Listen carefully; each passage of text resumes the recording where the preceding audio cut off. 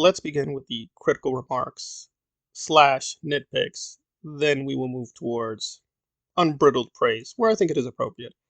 So, what is there to complain about episode 2? Well, I think, frankly, a lot of it was a waste of time. Because really, we just ended up with Corlys saying, I, Corlys, self-made man, I am very wealthy, triarchy, threat. You, Daemon, you also have issues with the crown. Perhaps an alliance can be made. But I did like Matt Smith being very pithy. I don't mind giving Matt Smith a lot of juicy dialogue scenes, but I think they overloaded for episodes 1 and 2, so him ending with a much more, he just cut the bullshit and say, okay, where are we going with this? Well, I thought where it led to was fine, but really they didn't need a whole hour to get there. They could have just gotten there in about 30 minutes, devoted the other 30 minutes to other things, but that's me. So it did feel a little bit like wheels spinning with episode 2. It's fine. It's fine. Episode 3, though. Okay, let's start off mid-positive with the criticisms. The bore. That was really pointless. I mean, I like the Millie-Cole interactions. I thought her acting was a little weaker here. I understand, yes, there's a time jump. She's more pissed. That's fine. I'm not one of these like, oh my god, my female is very pissed. That's a bad character. I think that's a stupid criticism. Some women, hey, they're just bitchy and pissy, but I don't think they worked through her motivation well enough. So the acting was a little weaker, but Allison and Emily, I think, were a little stronger. So they're kind of co-equal, good or above average. Just a lot of animal symbolism, but where is it leading to, or what did it mean? Is it a callback to Game of Thrones? Is it just more Easter eggs for the books? The most I could figure out is like, oh, it's a parallel to Robert. Like, you know how Robert died from the boar, I guess? I don't know. It just seemed out of place. It didn't seem to go anywhere. And it did reinforce Cole's point that, yeah, you shouldn't have just run off like that, but they could have found better ways. You know, maybe somebody who just happened to be walking by and Cole just jumps up saying, assassin, show yourself. And it's like, it's just a bystander. Calm down. So they could have worked through those scenes better. But most of the episode I did like, especially the opening stuff. Some of my predictions came true. I knew the guy saying, oh, my prince, you're here to save me. I knew that guy was dead. The moment we saw him, he's dead. But I expected the dragon to just burn him. But no, he got crushed. I thought, okay, that was pretty strong. I did not see that one coming. But then the arrows came out. And it was a great scene while you watch it. And it's good they gave him some vulnerabilities. Even with armor, Daemon can be hurt. Okay, that's good. Fire arrows, good. But then you think to yourself, they've been fighting a whole while. You haven't come up with a better strategy to neutralize archers? I mean, I get it. If the archers are on the ground, the arrows will not reach the dragon. So, okay, they need the high ground. But if you have a high ground, why not just have the dragon whip around and just burn them? Why do they not have scorpions? Like Cersei had 10,000 scorpions. You couldn't manage a single scorpion? Granted, the scorpions rarely work. They're not supposed to just automatically kill the dragon. But Dorne did it. In the books, Dorne got a lucky shot. They killed a whole dragon. Why not try a scorpion at least? That felt a little weird. So some of the action was well done, but it felt a little weak in places. But let's get to the super critical stuff, which is Matt Smith apparently becoming full-blown Jedi and having way more power than Rey, Luke, and Anakin combined. Because how many arrows did he survive and just walk through and run through?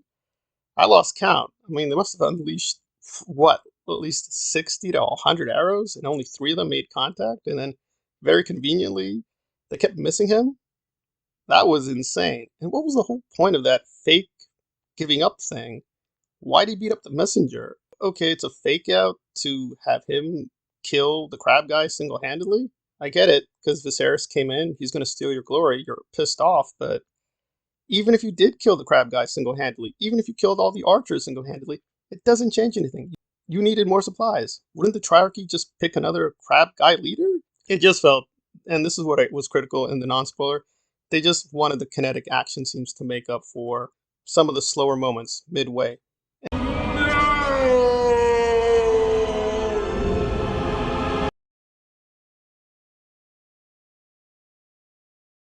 And I do agree, some of the middle sections were slightly too slow, but I did enjoy Viserys and his confrontation with Jason Voorhes. But see, I think they made a critical mistake. Okay, it's fine that Jason, representing the Lannisters, wants Rhaenyra for the power. He doesn't care about her sexually. okay. It's just his approach made sense at the very beginning. He was a little subtle, but then he just outright asked, "Yeah, I want you to be my wife. Yeah, it would be good. I got gold. Let's make an exchange." That felt really strange, even for Westeros. I'm sure men of the time period seduce women more subtly, especially if you're a lord. I'm glad they did do some bluntness.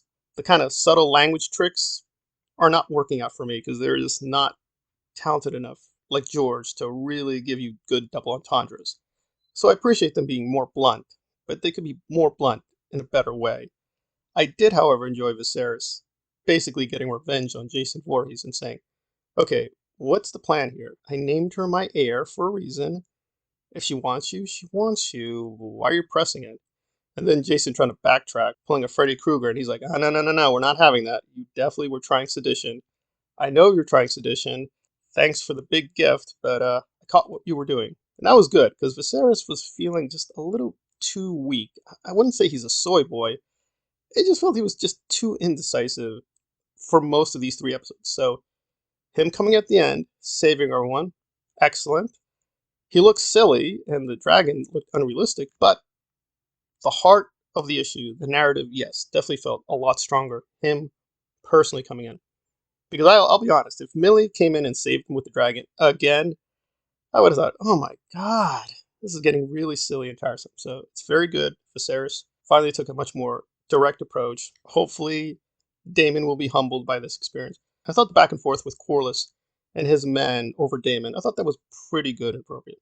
I'll maintain consistency because a lot of people now seem to love Steve and Corlys because they just want to hate Rings of Power. So they're willing to take Black Valerian over, I guess, Stern Galadriel. But I'll maintain consistency. He's still a question mark. But I would say when he was armored up with the helmet, he actually looked very convincing, and that was well done.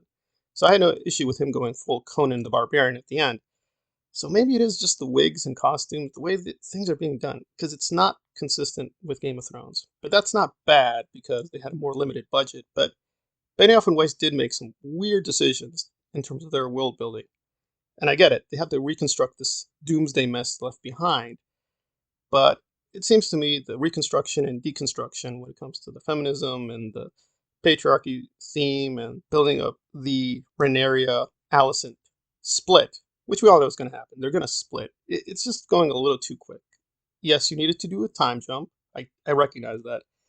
It just felt that was a big jump. And Matt Smith having super Jedi powers at the end and just being seemingly invulnerable for most of the scene. How? Why? When? The best I can figure out, to be fair to both sides, is they have spoken about prophecies.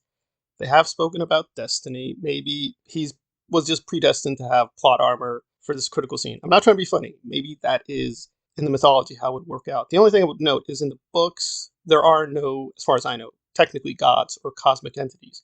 But maybe the show will hint there are higher powers. And if you can tap into them or they favor you, that will decide the course of events. Because they did go into the sign stuff and the animal symbolism. So I guess it coheres a little bit, but it still felt like a massive plot hole. So if you do go crazy about the supposed Mary Sue problem, then this should also be a problem for you. But it depends on the person. Alleged Mary Sue Ray issue. I'm going to wonder how many of these commentators are going to be genuinely consistent and really rip apart that scene, because that made really no sense. But it was flashy. I did like the crab guy. But I don't know. I hope the crab guy does come back as a zombie. I mean, I hope, because it seems for the next episode, finally, the magic will be more explicitly put into play. So I'm looking forward into that because that just feels weird. They should be tapping into it more.